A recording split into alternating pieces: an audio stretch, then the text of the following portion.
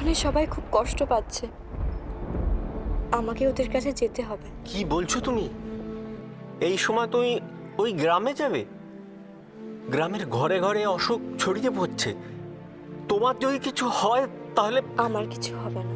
কিন্তু মা, পুরোহিত মশাই তো মন্দিরে যজ্ঞ করছেন, সবাই প্রার্থনা করছে, তুমি কেন যাবে? মা আমাকে ডেকেছেন, আমাকে যেতেই হবে।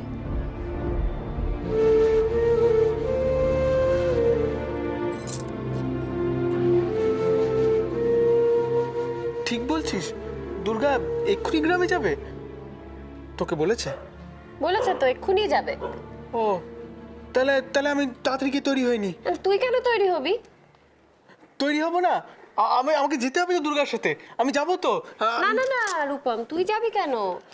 তোকে যেতে হবে না। এই তো দুর্গা এসেছে। দুর্গা, আমরা কি এক্ষুনি যাচ্ছি? আমি যাব, তুমি এখানেই থাকবে। কেন? আমাকে নিয়ে যাবে না কেন? আমার একটা জরুরি কাজ আছে, আমি সেখানে তোমাকে নিয়ে যেতে পারবো না। কাজ? কি কাজ বলো না, কি কি কি কাজ? আমি কাজটা সেরে আসি, ফিরে এসে সব বলবো। কেন এরকম করছো? আমাকে নিয়ে চলো না। রূপম, তুমি দুর্গাকে আটকিও না, ওকে যেতে দাও। আমি আর তিতলি তো দুর্গা মন্দিরে পুজো দিতে যাচ্ছি, তুমি বরং আমাদের সঙ্গে চলো। সেই ভালো, মামনি আর দিভাইয়ের সঙ্গে মন্দিরে যাও, দেখবে তোমার খুব ভালো লাগবে।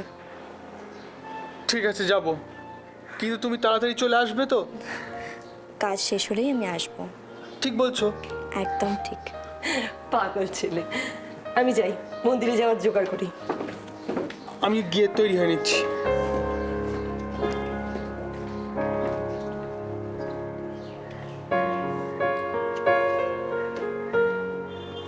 দিভাই, তুমি কি ভাবছো? আমার চিন্তা হচ্ছে দুর্গা, মাকে তো পুরোপুরি বিশ্বাস করতে পারি না। মা বলছে রূপমকে নিয়ে মন্দিরে যাবে, যদি আবার কিছু। তুমি চিন্তা করছো কেন দিভাই? তুমি তো যাচ্ছ, তুমি ওর খেয়াল রাখবে। তাছাড়া আমার মনে হয় না মামনি ওরকম কোনো কাজ করবেন। তুই আবার মাকে বিশ্বাস করছিস দুর্গা? একবার বিশ্বাস করেছিলি, তার ফলাফল কি হয়েছিল সেটা তো তুই। দিভাই, মামনি যখন মন থেকে নিজেকে শুধরাবার চেষ্টা করছেন, তখন ওনাকে আমাদের বিশ্বাস করা উচিত। আমরা যদি এই সময় ওনাকে বিশ্বাস না করি, উনি তো ওনার নিজের ভুল সংশোধন করতে পারবেন না। কি জানি দুর্গা, মাকে আমি কিছুতেই পুরোপুরি বিশ্বাস করতে পারি না। ভয় পেও না দিভাই, মামনিকে নিয়ে মন্দির থেকে ঘুরে এসো।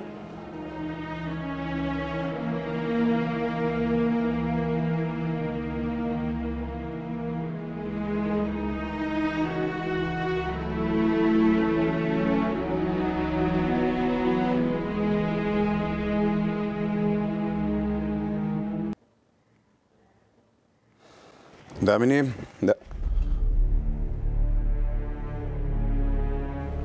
কিছু বলবেন দাদা?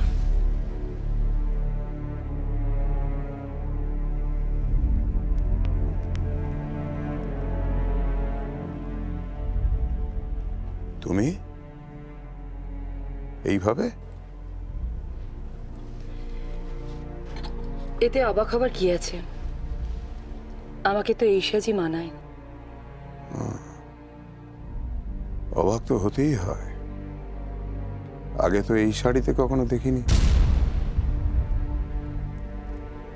আগে তো কত কিছুই করেছি,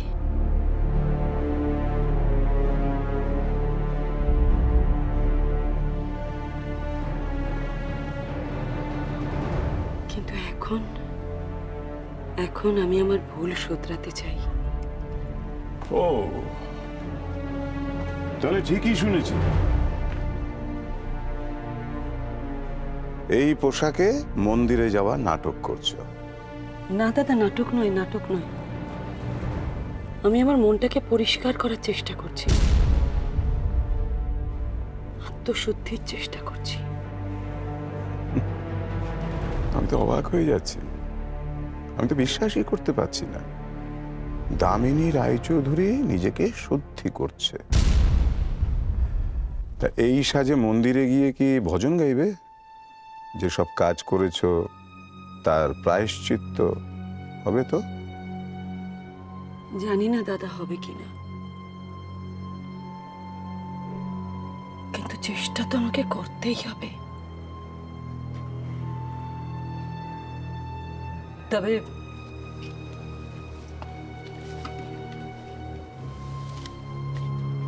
আপনার কাছে আমার একটাই অনুরোধ, দয়া করে আমাকে ব্যঙ্গ করবেন না। অন্যের সম্পত্তি হাতানোর জন্য অনেক ছলচাতুরি কৌশল করেছি আমি। আজ আমি ক্লান্ত, আমাকে এসবের থেকে মুক্তি দিন দাদা। যা বলছো সব ভেবেচিন্তে বলছো তো? হ্যাঁ দাদা।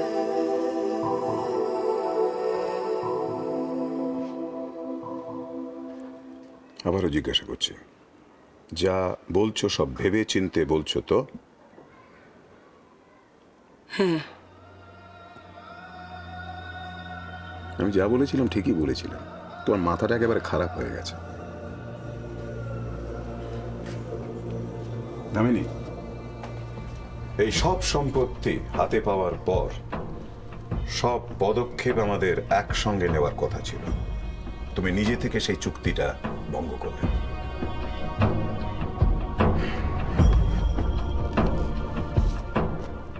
ঠিক আছে, তোমাকে আর আমার দরকার নেই। এবার থেকে আমার খেলাটা আমাকে একাই খেলতে হবে।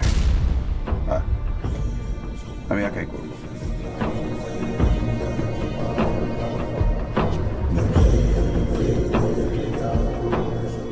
তবে যাওয়ার আগে একটা কথা বলে যাই, যে ভুলটা তুমি আজ করলে এর প্রায়শ্চিত্ত তোমাকে করতে হবে।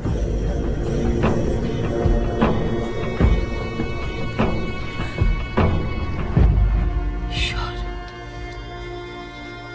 ঈশ্বর আমায় শক্তি দাও ঈশ্বর। আমি যেন আমার লোভ সংবরণ করতে পারি,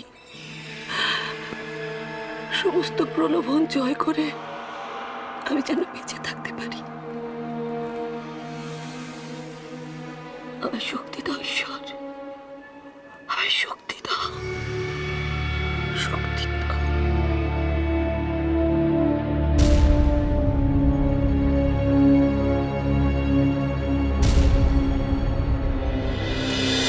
I